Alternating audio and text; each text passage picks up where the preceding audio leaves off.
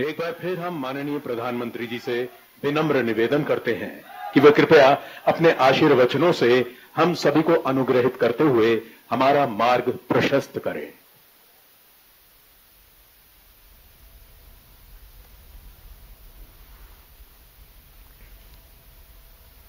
नमस्कार जी।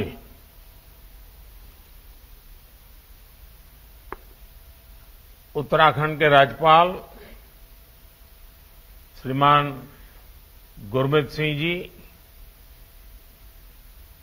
उत्तराखंड के लोकप्रिय मुख्यमंत्री श्रीमान पुष्कर सिंह धामी, रेल मंत्री अश्विनी वैष्णव, उत्तराखंड सरकार के मंत्रीगण, विभिन्न सांसदगण, विधायक, मेयर, जिला परिषद के सदस्य, अन्य महानुभाव और उत्तराखंड के मेरे प्रिय भाइयों और बहनों, उत्तराखंड के सभी लोगों को वंदे भारत एक्सप्रेस ट्रेन की बहुत बहुत बधाई।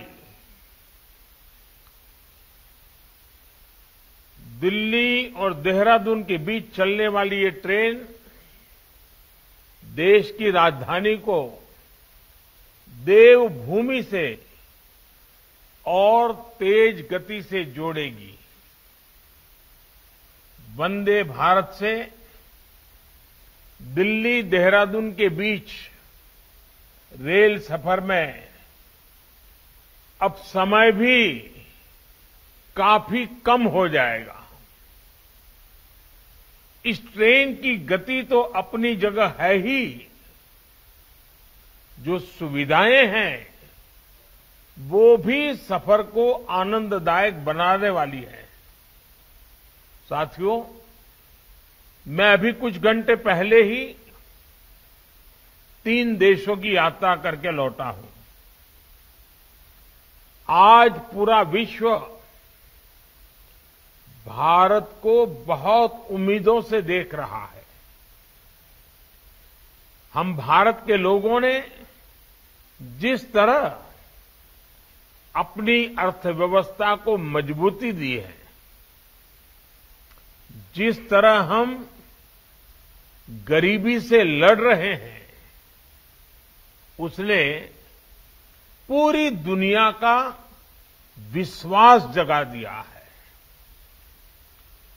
जिस कोरोना से लड़ने में बड़े बड़े देश पस्त हो गए, उसी कोरोना को हम भारतीयों ने मिलकर के कड़ाई से टक्कर भी दी। हमने दुनिया का सबसे बड़ा वैक्सीनेशन अभियान चलाया।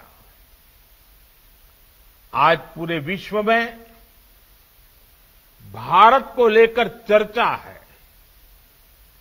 विश्व के लोग भारत को समझने के लिए, देखने के लिए भारत आना चाहते हैं। ऐसे में उत्तराखंड जैसे इतने सुंदर राज्यों के लिए ये बहुत बेहतरीन अवसर है। इस अवसर का पूरा लाभ उठाने में ये वंदे भारत ट्रेन भी उत्तराखंड की मदद करने वाली है। साथियों, उत्तराखंड देवभूमि है। मुझे याद है, मैं जब बाबा केदार के दर्शन करने गया था, तो दर्शन के बाद अनायास ही मेरे मुख से कुछ पंक्तियां निकली थी। बाबा केदार के आशीर्वाद स्वरूप ये पंक्तियां थी और यूं ही मैं बोल पड़ा था, ये दशक उत्तराखंड का दशक होगा।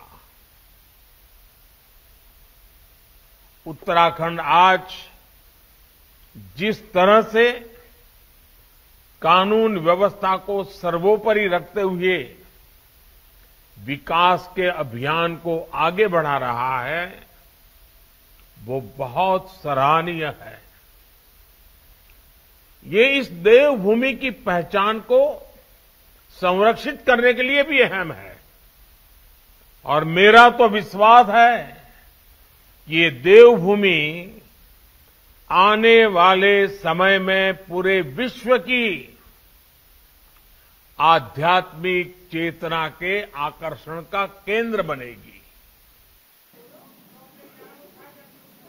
परिवार के साथ कहीं लंबी दूरी तय करनी हो तो ट्रेन ही लोगों की पहली पसंद होती है। ऐसे में अब वंदे भारत भारत के सामान्य परिवारों की पहली पसंद बनती जा रही है।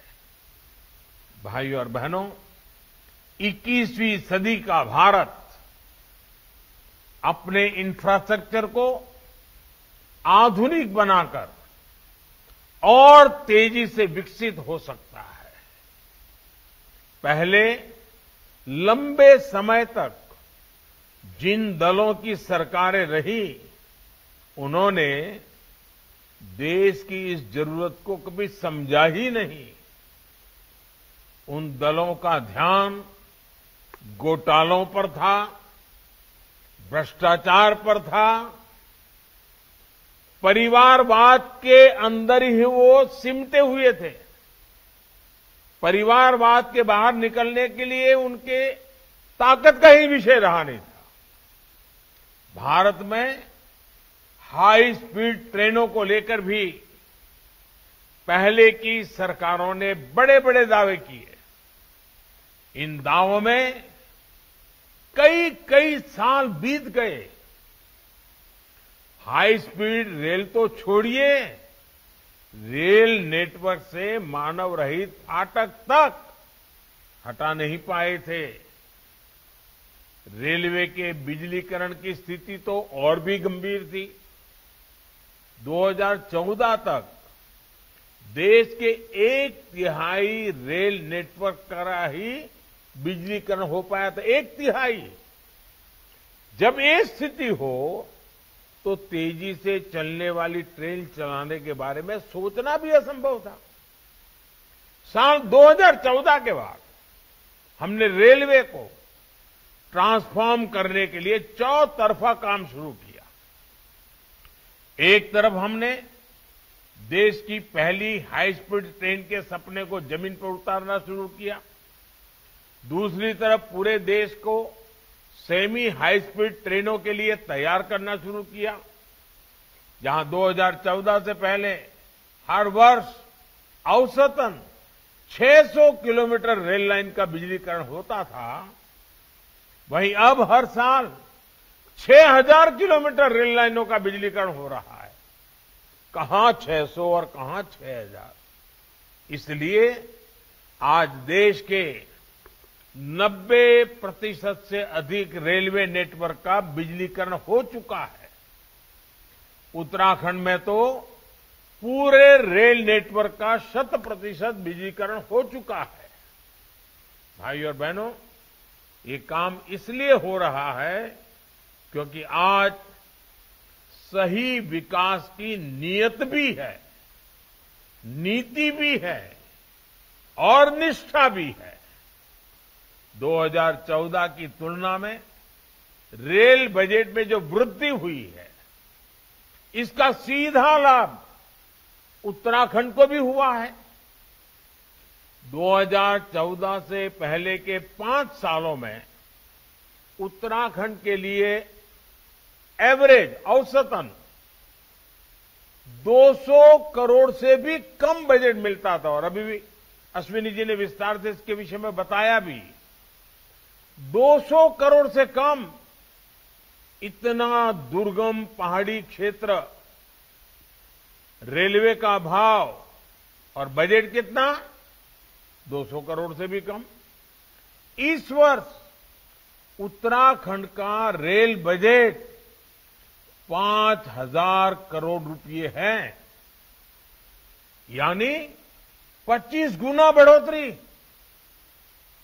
यही कारण है कि आज उत्तराखंड के नए नए क्षेत्रों तक रेल का विस्तार हो रहा है।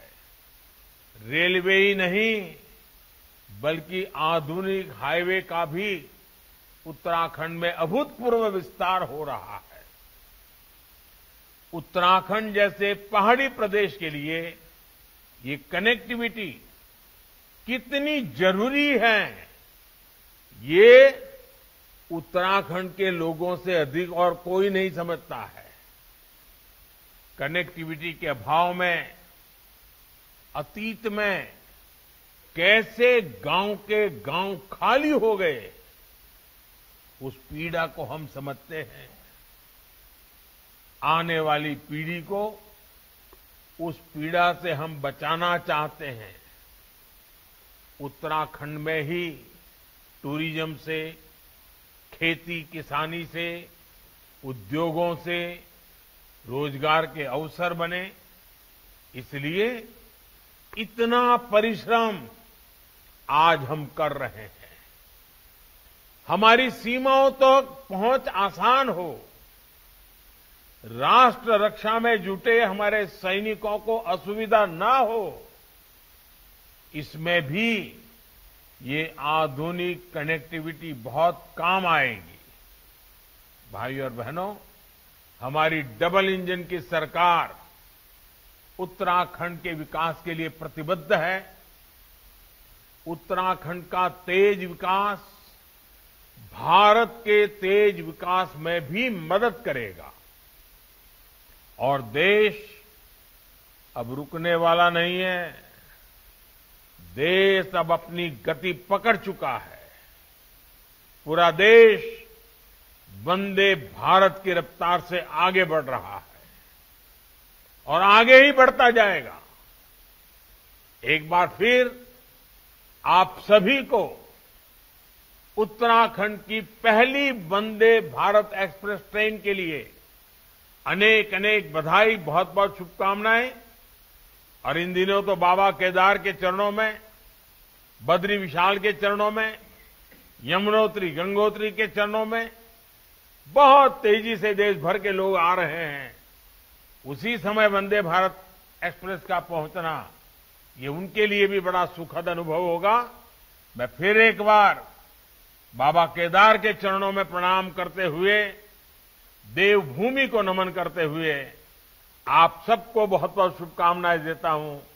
धन्यवाद। धन्यवाद।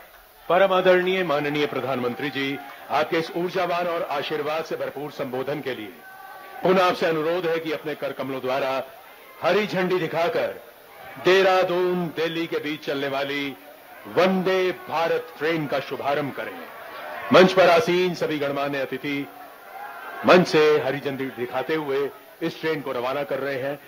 भारत के यशस्वी प्रधानमंत्री, उनका आशीर्वाद आज उत्तराखंड की धरती से जनमानस तक पहुंचता हुआ और ये ऐतिहासिक क्षण, सभी लोग इस ऐतिहासिक क्षण के साक्षी बनते हुए उत्तराखंड धरती की पहली वंदे भारत ट्रेन प्लेटफॉर्म से रवाना होने के लिए तैयार, देहरादून दिल्ली के बीच